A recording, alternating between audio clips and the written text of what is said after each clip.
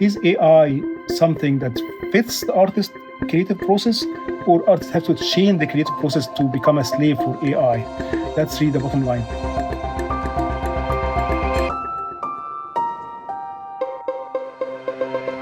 I'm Tim Schneider, and this is The Art Angle, a podcast from Artnet News that brings the biggest stories in the art world down to earth.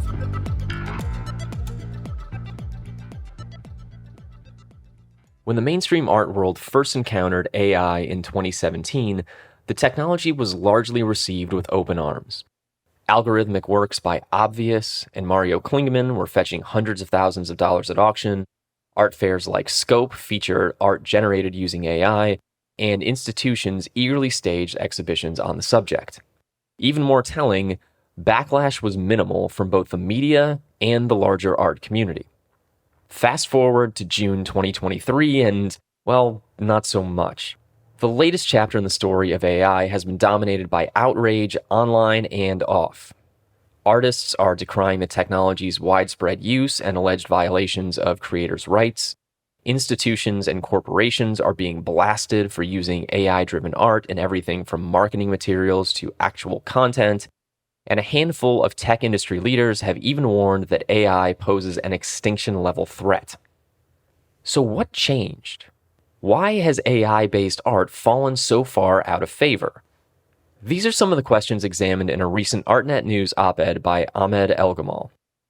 As an AI researcher, a founder of the AI art platform Playform, and the developer of ICANN, one of the earliest algorithmic art generators, El-Gamal is well-placed to observe the evolving, or maybe devolving, relationship between artificial intelligence and the art world.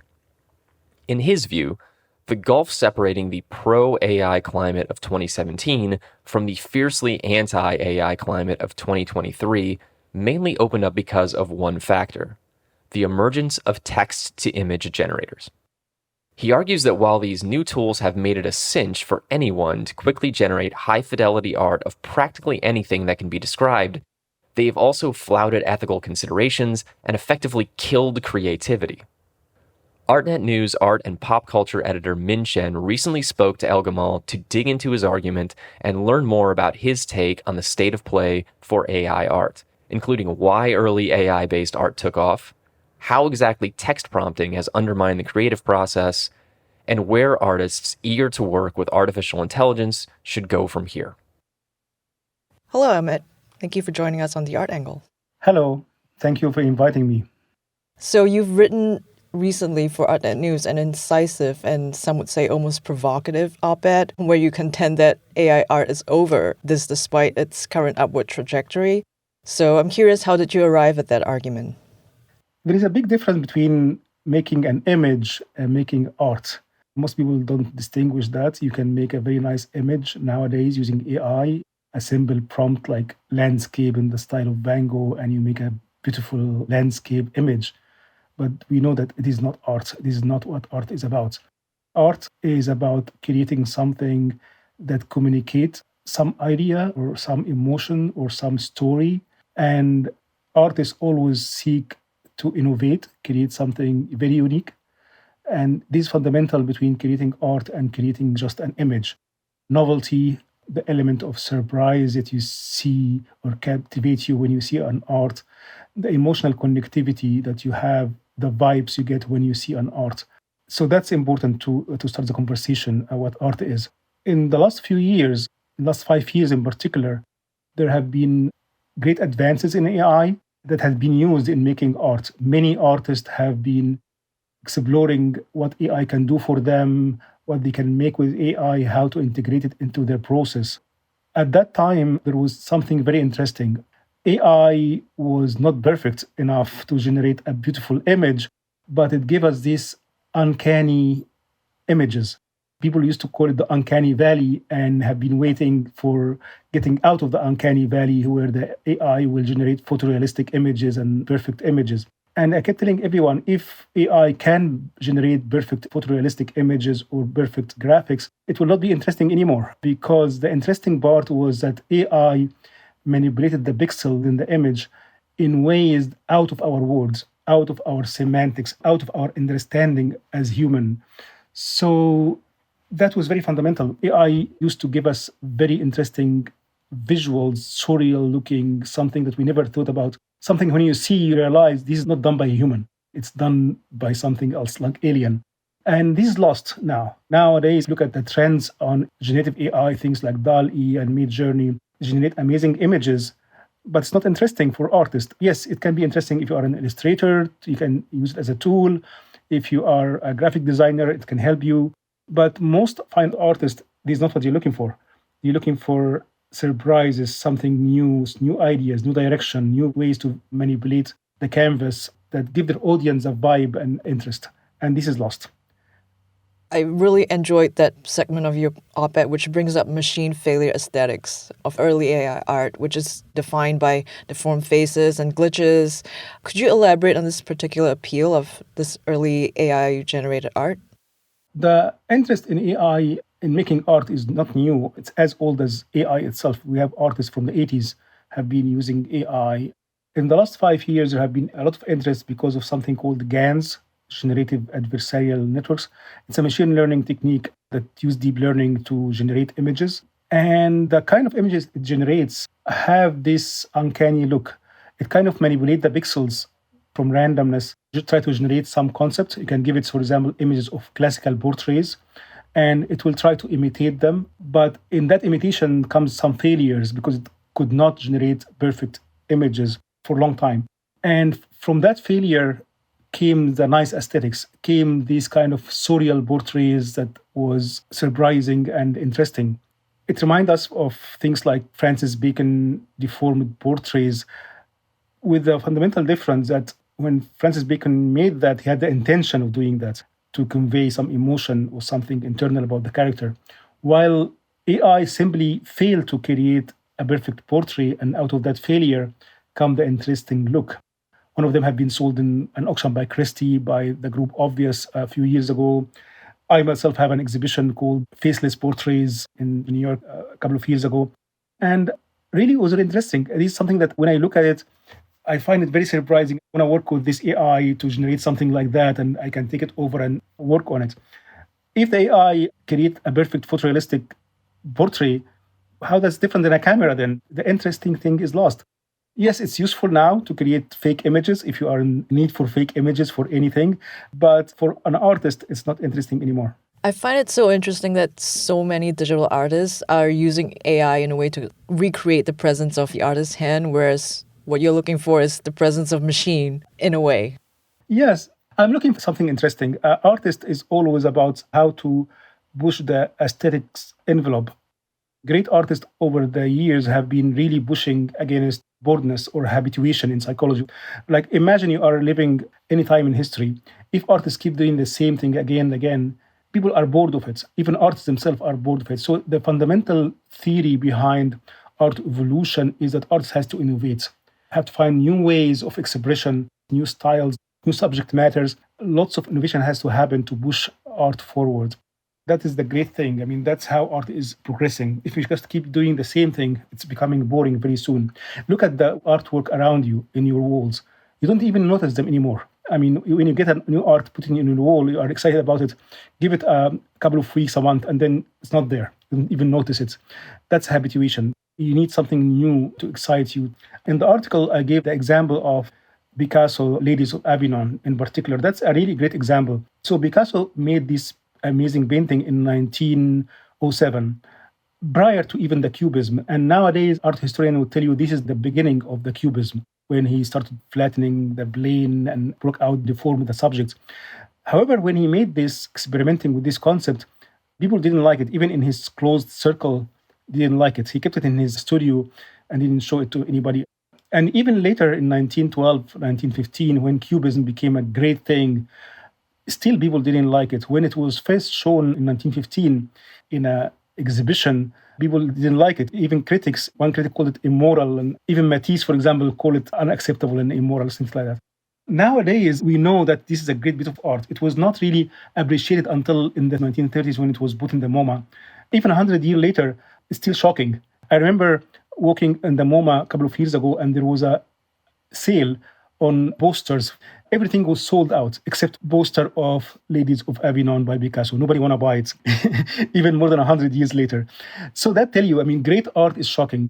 This is what great artists look for, how to make something surprising, shocking, captivating. I remember somebody defined art, I don't remember who at this point. Art is something when you see on the wall, you want to run away. Art is not anymore about having a beautiful picture on your walls. That definition of art has gone more than 100 years ago. Art is really about communicating some new concept, new ideas, new emotion, a new style, a new medium, a new way. The innovation is very important for art. And that's what artists are looking for. Real artists, this is what they are looking for.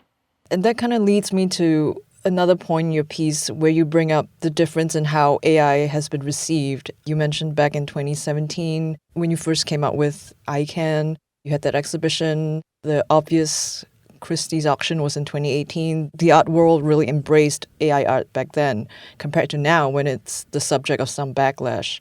And a key factor you point out is the emergence of prompt-based generators, which rely on text inputs. Could you expand on that observation?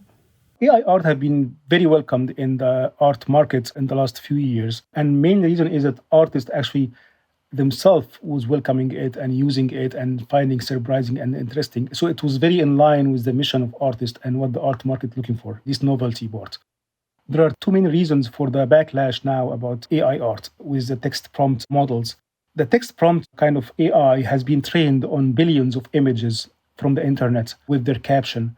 There are two problems here. These images are taken without artist consent. Artists naturally put their images on the internet because they want to have exposure, but they didn't agree that this can be used in making AI models to compete with them.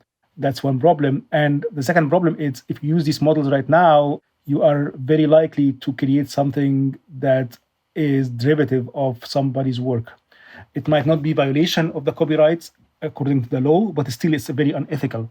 I can see why that really irritates a lot of artists that their work had been taken, and a lot of artists that they feel now that AI is generating things very easily, similar to what they're generating. So that's why there's a backlash now. In the same time, I don't think what AI is generating now with this text prompt is really useful for certain artists. They might be useful if you are a creator doing illustration, graphic design, it can help you, but you have to be worried that also as long as this is helping you, that means it might take your job in the very near future. If you are an institution hiring 10 graphic designers, you might need to hire one in the future. In the last few years, AI had the potential, and still have the potential, to become a studio assistant for artists, a studio assistant that gives them great ideas. It can create things faster for them. And as long as AI doing this function, it will be welcomed. If AI becomes a competitor and stealing their work, then it's a threat. Have you used any prompt-based generators, experimented with them for fun? Yes, a lot. It's an amazing, easy way to generate things. For me, it's very interesting when you push to the limit, when it push to create something surprising, again, something out of this world. And that's not easy. You have to really craft your prompt in a way that confuses the AI system.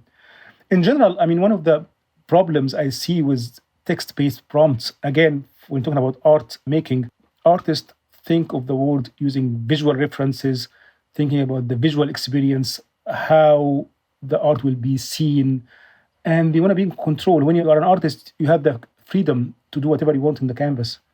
Even if you're a digital artist, you have the freedom to do everything in your digital canvas. And when you do text prompt generation, you are really controlled and confined to how the language is in control. Because now you really have to approach the canvas through words. So you only have to depict what can be conveyed through words. So it's very limiting. It's putting a barrier between you and the canvas.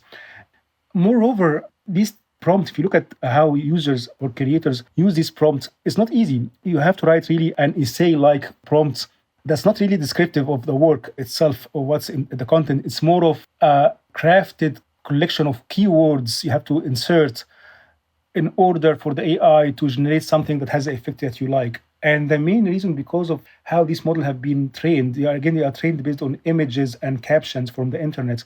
Imagine what a caption looks like on the internet. A caption is designed to complement the visual experience. So you have an image, and the caption doesn't describe what's in the image usually. The caption is just tell you, this is a photograph by X, and it's copyrighted. It might be saying that he's taken by a certain camera or rendered in a certain way. So now if you want to generate, and these models are trained on these captions, you really need to invoke the system with these right keywords to generate the right visual experience. So these AI models are not intelligent. You can think of it as it's a smart retrieval systems. It's a system that have been memorized lots of images and their caption, and by writing the query, you retrieve all similar images and you match them up and generate something new. So that's the problem. Besides the language being a barrier, even the use of language is not the way an artist naturally would use to describe their work. It's very unnatural way. Yeah, you're not so much describing or generating an image. More so you're searching for it. You are mining for it, not really creating. If you look at any artwork and try to describe it using words, it's very hard. I mean, they are saying art is worth 1,000 words for a reason, because really it's very hard to describe a piece of art with words. You can describe the composition, maybe the color, but when it comes to some element of art, like the style, the tone, the emotion, it's very hard to describe them in words, very, very hard. So the reverse process is really not that easy. And one thing you alluded to just now, which goes towards the copyright issue, whether it's artists' works being used to train AI models, artists' styles being copied by models, or artists looking to copyright the generated art. Do you have any thoughts on copyright in the age of AI? Yeah, it's a mess. Basically, since these models have been trained on lots of artists' work without copyright, now if you are using this model to generate, we are in a three-party copyright problem now. Because there is the creator who want to generate using a text prompt. It can invoke somebody's work, so you're violating that person, even with knowing or without knowing. And then there is the false who trained the AI as well. So who is violating the copyright of who now? I might be failing into violating the copyright without me knowing because I wrote a prompt that brought somebody's image.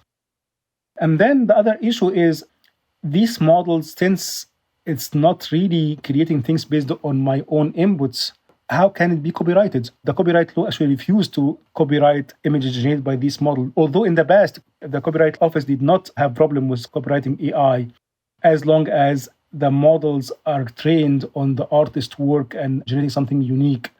That was fine. But when you're using these kind of models, if me and you wrote exactly the same prompts, why the outcome is different? The only reason why the outcome is different is that because there is a random number generator that generates something different for you than me. So it's basically flipping a coin. That's what makes art. So how can I claim it's my art just because I wrote just a query that generated it? I am not in control. So that it doesn't give me any copyright over my work.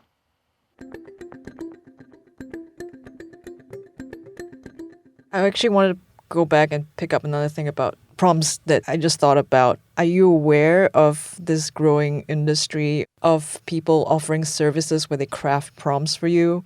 Totally, yes. There's a whole business now called prompt engineering. Anything that you do now for crafting these prompts is going to be obsolete in 6 months from now. Because with the new wave of models that will come, let's say 6 months from now, you're going to basically have to learn from scratch how to write a prompt for this system. Writing a prompt is more like reverse engineering the system, just trying to figure out how it works, how to go around it and give it the input that provide you the right output. So it's reverse engineering. So with the next Dall-E model or the next Mid-Journey model, whatever you have learned going to be obsolete. You have to learn and try all over again. So it's kind of opportunistic business model. 100%. Another thing your op-ed also points out is that AI is becoming more like us in that it's reflecting what we see and how we see. What are the downsides or even dangers that you see in that? AI is trained mainly on human images, right? So whatever it's going to generate, it's going to be reiteration of what it have seen. There are limited creativity on what AI generates, again, which comes mainly from if it generates something that doesn't follow the rules. Well, that's where it becomes interesting. However, if you just keep doing that, we end up basically in a stagnation. If you just rely on AI in making images, it's going to repeat the same styles, it's going to repeat the same ideas, and we end up basically in very bored from it very soon. That's why we need the human creativity to push in many different directions. Every artist tries to push in different direction, and the society is the one who pick up which one they like. That doesn't mean that AI is not creative. A few years ago, when we made iCar, the main concept is how can it be trained on art, but how to become innovative, create something that doesn't follow what have been done before. So there are methods of making AI creatives. However, the issue is most of these big AI models comes from corporate with business mind behind them.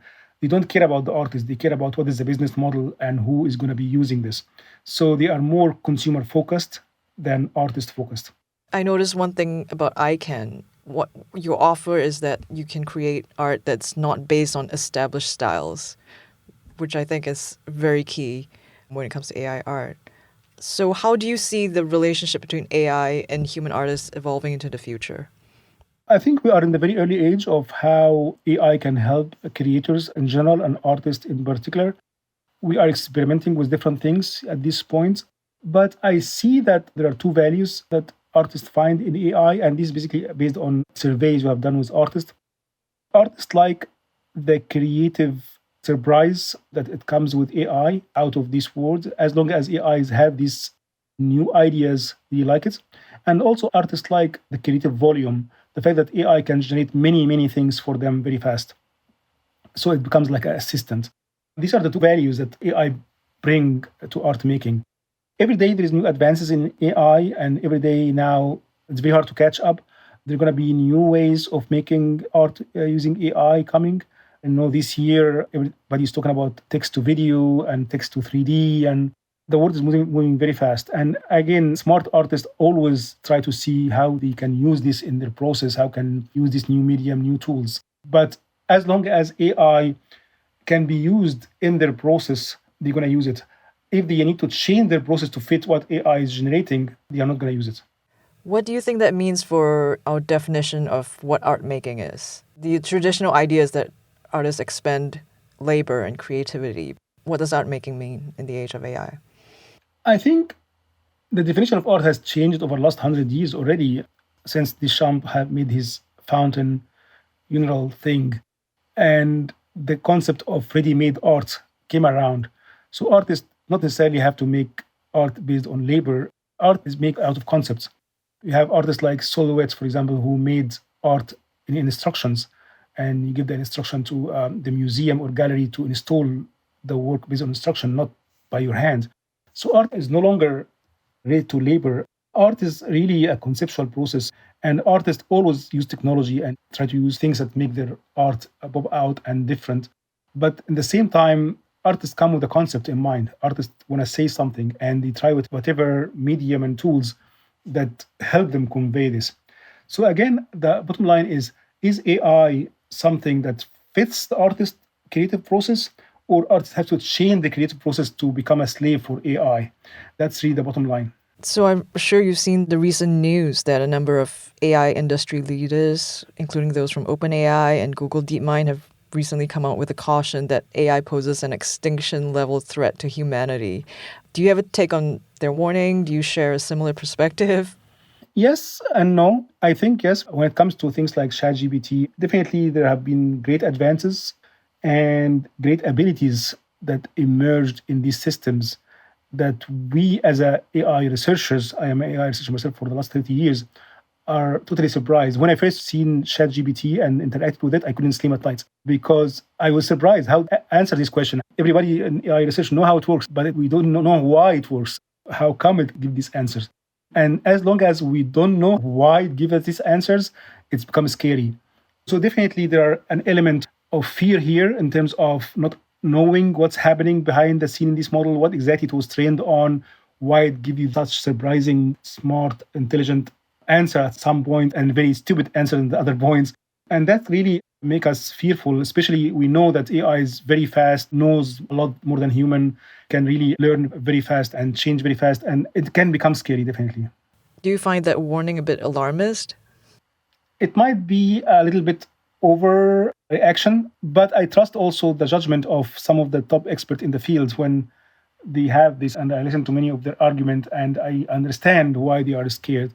However, I mean, it's not like the Terminator kind of scenario. I think the dangerous now is that if you give this AI the ability to change things in the world, we don't know how this can result in.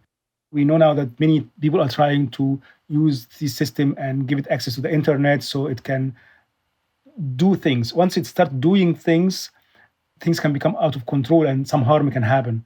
And that's what's scary now. So as an AI researcher, what are some ethical considerations that should be built into AI as the technology develops? Yeah, that's a tricky question. I mean, definitely there must be, but I don't know how. Nobody knows how. I mean, we know that if we give that to the government, we're not sure if the right decision will come. If you give it to the corporate, we don't know if it will happen. So how it can be enforced at all, we don't know. We have seen it, for example, in things like deep fakes in the last few years. People have been calling for ethical consideration, but nothing happened. And now everybody can do deep fakes now very easily. A simple solution could have solved this, enforcing a law that require copyrights, for example, for image generation, could have solved the deep fake problem. But again, nobody have done anything. Mm-hmm. What do you think? How would you integrate ethics into AI? The ethical problem is a human problem, not an AI problem. If you want to make the technology ethical, you have to really look at how people are using this and make the adjustment to the laws for human using the technology. It's the people who are using it can use it to make harm, and they have to be held accountable. What would you say to artists who are interested in incorporating AI into their practice but are unsure of how to navigate its limitations and challenges? I myself, after making ICANN 5 years ago, switched into answering this question. So I made a platform called Playform, where artists can explore and experiment with AI technology in a safe environment. And many of the issues that are raised now in using AI, we have thought about it from day one. For example, everything that you create in Playform is private. Nobody see your work, so your privacy is preserved. You can train your own AI based on your own images without having to have any pre-trained models used, violating copyrights of people. So we have been really focused on ethical considerations from day one and focus on the experimentation, giving artists the way to experiment with and explore with new things. And I think artists like that. Artists like to explore, experiment, have their privacy, make sure that they can not violate anybody copyrights, and make sure that they work with their own data. Mm-hmm. Looking ahead, do you have any hopes for how AI might be used differently by artists? I'm sure artists will find ways to use the technology the way it fits their process. There are so many different ways of making art. I have seen, for example, painters and sculptors who do physical work use AI because they like, for example, the ideas that came out of AI and try to implement it. So artists, we're going to find ways to use AI across the spectrum. There is not going to be one AI way of making art. This wave of text prompting is that current trend now, but I'm sure a year from now, nobody will be talking about this and they're going to be talking about other ways of making art using AI. It might be text to video or 3D or other things. So it's changing all the time. And again, depending on what kind of art you are making, what is your process, you're going to find the right tool and feed it into your process. Wonderful. Well, it was great speaking to you. Thank you so much for being on the Art Angle, Amit. Thank you very much for inviting me. That's it for this week's episode. If you liked what you heard, you can subscribe, rate, and review us on Apple Podcasts, Spotify, or wherever else you get your podcasts. The Art Angle is produced by Sonia Manalili, Caroline Goldstein, and me, Tim Schneider. Thanks for listening, and see you next week.